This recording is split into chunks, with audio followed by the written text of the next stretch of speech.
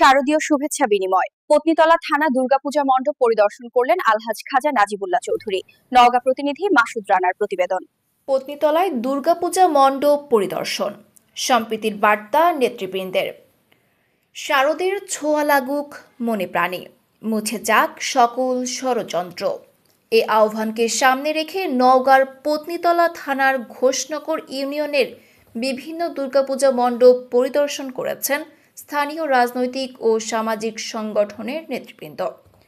পত্নীতলায় দুর্গাপূজা মণ্ডপ পরিদর্শন কর্মসূচিতে উপস্থিত ছিলেন ৪৭ নওগাঁ ২ আসনের ধানের শীষের সম্ভাব্য এমপি প্রার্থী আলহাজ খাজা নাজিবুল্লাহ চৌধুরী, সাবেক সহসভাপতি নওগাঁ জেলা বিএনপি, ঘোষনগর ইউনিয়নের বিএনপির সাবেক সভাপতি রফিকুল আল আমিন, পত্নীতলা থানা মৎস্যজীবী দলের সভাপতি রকিবুল ইসলাম, এছাড়াও বিভিন্ন ওয়ার্ডের নেতৃবৃন্দ উপস্থিত ছিলেন। পরিদর্শন শেষে নেতৃবৃন্দ আশাবাদ ব্যক্ত করে বলেন, দুর্গোৎসব শুধু হিন্দু সম্প্রদায়ের নয়, এটি সাম্প্রদায়িক সম্প্রীতি ও ভ্রাতৃত্বের এক অনন্য মিলন মেলা। সবাই মিলে উৎসবকে শান্তিপূর্ণ ও সুশৃঙ্খলভাবে উদযাপন করতে হবে। ফারজানা মিম চৌধুরী, খ্রিস্টান টিভি। দুর্নীতিবাজ নাকি ভালো মানুষ, এটা হলো প্রতীকী যে মা দুর্গা এই অসুরকে বধ করে প্রমাণ করলেন এই সমাজে কখনো কোনো খারাপ কাজ করা যাবে না। যদি করে তাহলে সৃষ্টিকর্তা আমাদেরকে এইভাবেই শাস্তি দেবে। আমি আপনাদের এই সুন্দর নাচ গান হচ্ছিল, আমারও খুব ইচ্ছা করে আপনাদের সাথে এই আনন্দগুলো ভাগ করতে। আর আমাদের বাংলাদেশটা হলো এরকমই সম্প্রীতির বাংলাদেশ, যেখানে মসজিদে আজান হয়, আবার পাশাপাশি মন্দিরে ঢাক ঢোল বাজে, খ্রিস্টানদের উপাসনালয়ে ঘন্টা বাজে। তো আমরা যে যেটাই করি না কেন, যে যে ধর্মই করি না কেন, আমরা সবাই একটা পরিবার। আমি আপনাদের এলাকারই সন্তান, আমার নাম নাজিবুল্লাহ চৌধুরী। আমি আপনাদেরকে অনেক ভালোবাসি, আমার পরিবারের মতন। আমার জন্য দোয়া করবেন। আমার দেবীর মতন 10 আনন নাই, কিন্তু আমার 2 আনন আছে।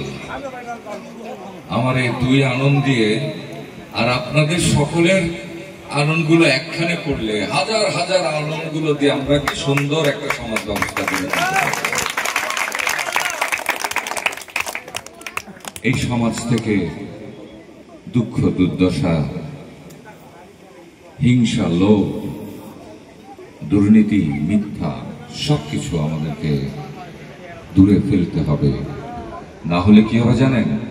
এই যে কমলমতি ছোট্ট ছোট্ট বাবুগুলো আজকে যারা ওকে নিয়ে নাচ হলো, নাচলাম, ওকে উঠে দিয়ে এই মানুষগুলো বড় হবে, এদের জন্য আমাদের সুন্দর আবাস গড়ে তুলতে হবে, যারা এই মুক্ত বাতাসে এই সুন্দর পৃথিবীতে ভালোভাবে বেঁচে থাকবে এবং এইভাবেই তারা উপাসনা করবে বা এইভাবেই তাদের ধর্মকর্মগুলো করবে। সৃষ্টিকর্তা আমাদের সকলকে ভালো রাখুক, সুন্দর রাখুক। আপনারা আমাদের জন্য দোয়া করবেন, যে যে দিক দিয়ে পারেন। মানুষের আসলে কিছুই প্রাপ্তি নাই জানেন, আপনারাও চলে যাবেন, আমরাও চলে যাব, সবাই পৃথিবী থেকে চলে যাব।